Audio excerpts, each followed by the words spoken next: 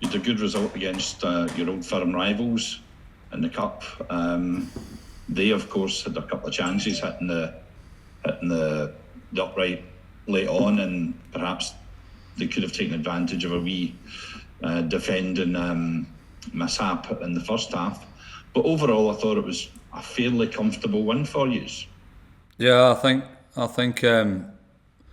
that game that we played there kind of followed the trend in the other games that we played, albeit we never got the results that we really wanted in the other games. But certainly in terms of the way we play and how we go about it, I think the difference being that we put a demand on the players in that game that we had to really take our chances, and we did, you know.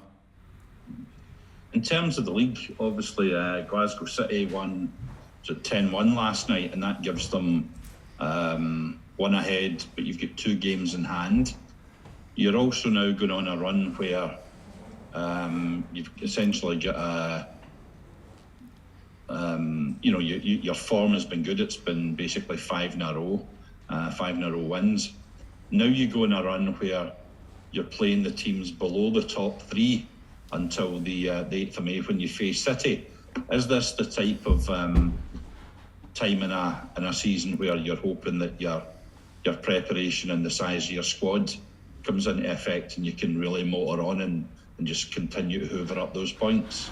Well, I think, you know, we always plan and prepare for every game individual, you know, so there'll be nothing will change in that manner. We understand the position that we're in.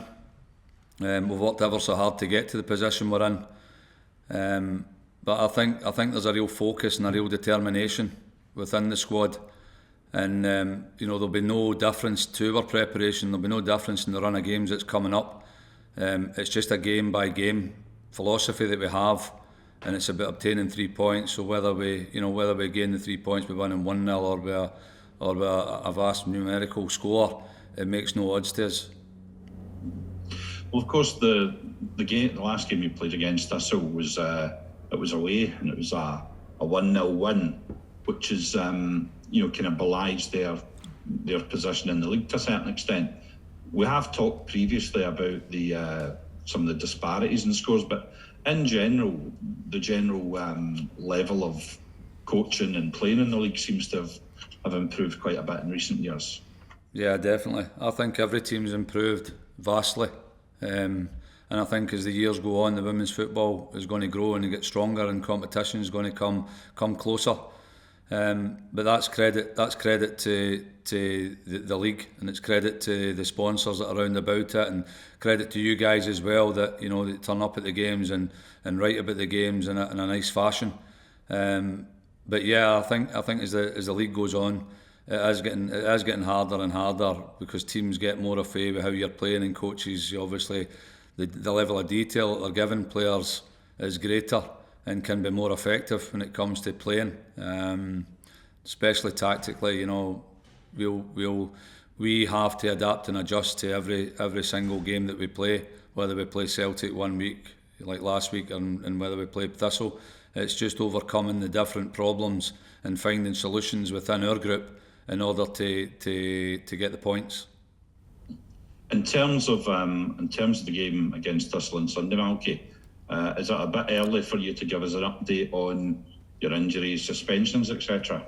I think we always leave it to last minute because things can change in football rapidly, But I think getting into this game, it'll be the same squad that's been utilised against Celtic. There'll be an opportunity for some of the younger ones to come into the squad. I think the under-17 Scotland national squad's taken some players away that we've used. So we'll dig a bit deeper into the youth, and there'll possibly be a chance for one of those younger girls to get the experience and come on the bench. But as you said, Mark, we've got a strong squad and we've got a hungry squad. So there's players that are sitting on the sidelines that are just desperate for that chance to play. And that's the beauty of being at Rangers Football Club, that you've got a level of competition there that drives the whole programme forward.